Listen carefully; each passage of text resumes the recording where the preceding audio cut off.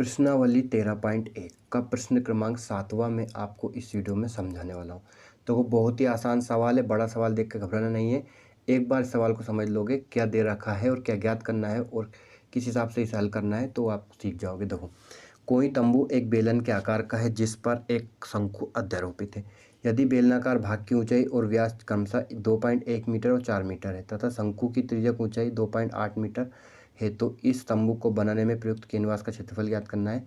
साथ ही ₹500 प्रति metre square की दर से इसमें प्रयुक्त कैनवास की लागत ज्ञात कीजिए। देखो, सबसे पहले तो क्या लिखेंगे, बेलनाकार भाग की ऊंचाई कितनी दे रखी है 2.1 मीटर और व्यास कितना दे रखा है 4 मीटर। तो ये क्या है, बेलनाकार भाग है। इस बेलन के ऊपर क्या रखा हुआ है, शंकु रखा हुआ है। तो इसका व्यास कितना है 4 मीटर और इसकी ऊंचाई कितनी दे रखी है 2.1 मीटर। कितनी दे रखी है, देखो बेलनाकार भाग की ऊंचाई है 2.1 मीटर और व्यास है 4 मीटर। तो हमने लिख लिया ये पूरा व्यास हो गया यहाँ से लेके यहाँ तक 4 मीटर और इसकी ऊंचाई कितनी होगी 2.1 मीटर। अब क्या जाएगा, शंकु की तीर्यक ऊंचाई कितनी है 2.1 मीटर। तो ये शंकु की ऊंचाई कितनी हो गई, तीर्यक ऊंचाई, ये तीर्यक ऊंचाई होती है एल, इसे बोलते हैं एल 2.8 मीटर। ये कितनी दे रखी है 2.8 मीटर। अब हमें इसकी त्रिज्या निकालनी है। देखो शंकु की त्रिज्या कितनी है, तो बेलन की त्रिज्या कितनी है यहाँ से लेके यहाँ तक, देखो ये पूरी 4 है तो इसकी त्रिज्या कितनी जाएगी 2 मीटर। तो शंकु की त्रिज्या भी कितनी हो जाएगी 2 मीटर। दोनों की त्रिज्या क्या हो जाएगी 2 मीटर हो जाएगी। अब देखो लिखेंगे दिया है,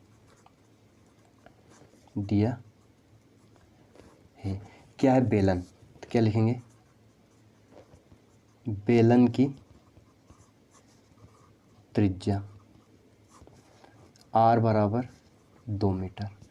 और क्या दे रखा है, बेलन की त्रिज्या हो गई और क्या दे रखा है ऊंचाई,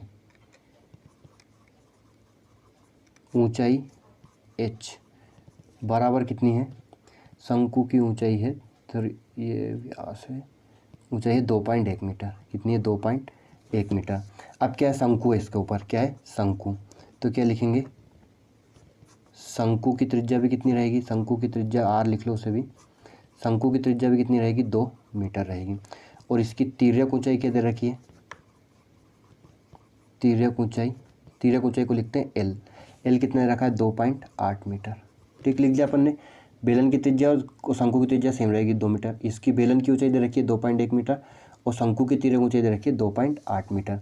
हमें क्या निकालना है, इस तंबू को बनाने में प्रयुक्त कैनवास का क्षेत्रफल। देखो, तंबू को बनाने में प्रयुक्त कैनवास का क्षेत्रफल बराबर, देखो क्या है, दो चीजें बेलन और शंकु, बेलन का वक्रपृष्ठ और शंकु के वक्रपृष्ठ को जोड़ देंगे। तो क्या लिखेंगे, बेलन का वक्रपृष्ठ प्लस शंकु का वक्र पृष्ठ, दोनों को जोड़ देंगे तो किसका आ जाएगा, पूरे कैनवास को बनाने में प्रयुक्त कैनवास का क्षेत्रफल निकल आएगा। बेलन का वक्र पृष्ठ क्या होता है 2πrh प्लस शंकु का वक्र पृष्ठ होता है πrl। दोनों में पाई आर कॉमन है तो दोनों पाई आर कॉमन ले लो। यहाँ क्या बचा 2h बचा प्लस और यहाँ क्या बचा l। अब मान रखेंगे, पाई का मान होता है 22/7 गुणित r भी है, गुणित r कितना है 2, फिर 2 गुणित h कितना है, देखो ये h है बेलन की ऊंचाई, बेलन की ऊंचाई कितनी है 2.1 मीटर प्लस l तिर्यक ऊंचाई कितनी है 2.8 मीटर है ना। अब देखो ये कितना हो जाएगा 44/7 हो जाएगा। 2 का गुणा करने के बाद जोड़ना है, इन दोनों को मत जोड़ना, पहले गुणा होता है उसके बाद जुड़ता है। तो 2.1 का 2 में गुणा करेंगे कितना आएगा 21 दूनी 42, एक अंक बाद पॉइंट लगा दी, प्लस कितना करेंगे 2.8 जोड़ देंगे। ठीक, तो ये कितना जाएगा 44।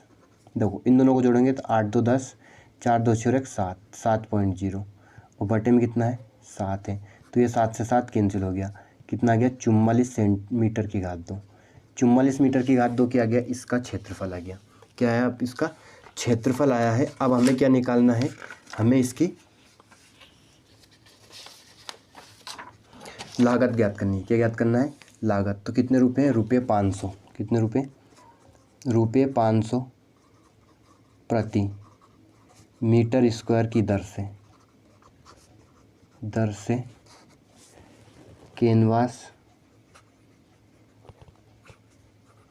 की लागत, जो भी लागत पूछी हो क्षेत्रफल में गुणा कर देते हैं कितने रुपए लग रहे हैं। तो देखो 44 मीटर स्क्वायर क्या है क्षेत्रफल, और कितने रुपए लग रहे हैं 500 प्रति मीटर स्क्वायर की दर से। तो 44 में कितने गुणा कर देंगे 500 का, मतलब 5 का 0 0 लगाया, 5 20 5 20 और 2 22, कितना जाएगा 22,000 रुपये। कितनी लागत लगेगी इसमें 22,000 रुपये लगेंगे। 44 सेंटीमीटर की घात 2 मीटर की घात 2 क्या आएगा, इसका क्षेत्रफल आएगा। कुछ भी नहीं करना है, बेलन का पृष्ठ और किसका शंकु का पृष्ठ को जोड़ना है। तो उम्मीद है आपको प्रश्न क्रमांक 7 अच्छे समझ में आ गया होगा। धन्यवाद।